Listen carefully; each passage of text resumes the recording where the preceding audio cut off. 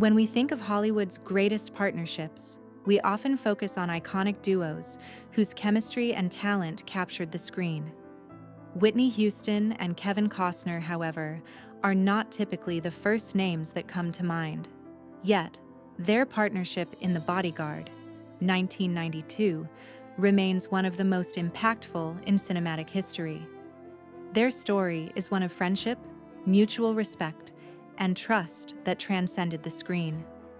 Their bond grew not just from working together, but from the unique understanding they shared as two people trying to navigate the pressures of fame.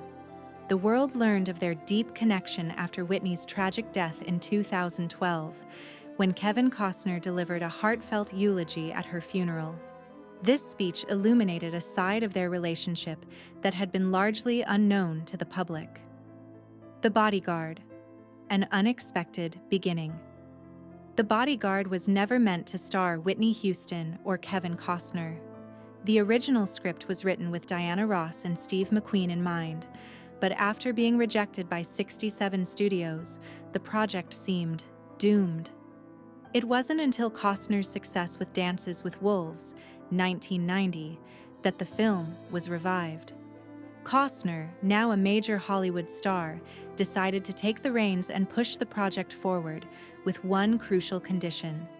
He wanted Whitney Houston to star as his co-lead. At the time, Whitney was an international pop sensation, but had no acting experience. Many questioned her ability to succeed in such a major role, yet Costner had faith in her, and eventually, he convinced Whitney to take the plunge into acting. Whitney's hesitation. A fear of failure. Initially, Whitney Houston was hesitant to take the role in The Bodyguard. She worried that stepping into acting would expose her to harsh criticism, especially given her towering status in the music world. She feared that the public would judge her before she even had the chance to prove herself. Despite these reservations, Costner personally called Whitney and asked her to take the part, and, after much consideration, she finally agreed. It wasn't just the fame and expectations that weighed on Whitney, but the idea of being vulnerable in a new field. Her confidence had been shaken by the pressures of her music career, and the thought of stepping into a completely different world made her feel uncertain. The screen test, Whitney's struggle with self-doubt. When it came time for Whitney to prove herself in a screen test, the pressure was immense. Costner described feeling heartbroken as he watched her doubt herself backstage. Despite being the biggest pop star in the world, Whitney was filled with insecurities and fears of failure. It was in these moments that Costner realized the true nature of Whitney's character. He later confessed that, in the heat of the moment, he was tempted to rig the screen test to ensure Whitney passed.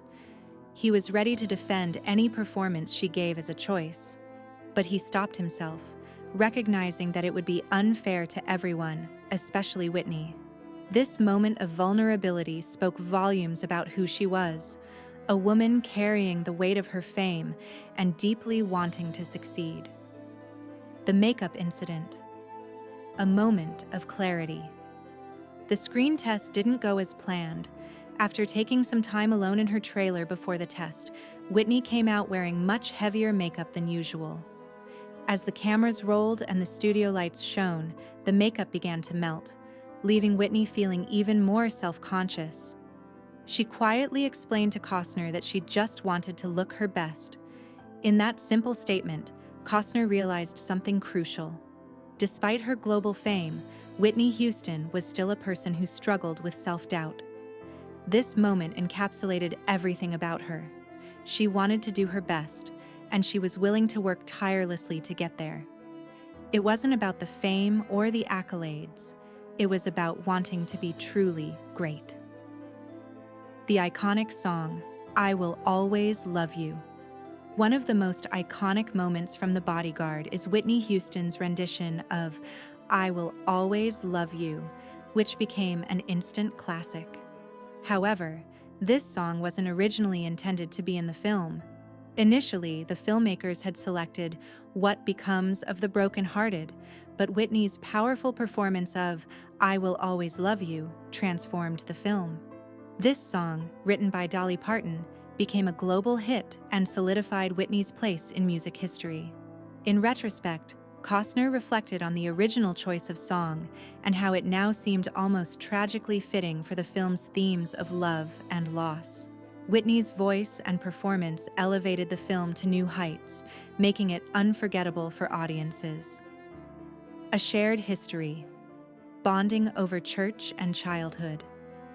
Beyond their professional collaboration, Whitney and Costner bonded over their shared background in the Baptist church.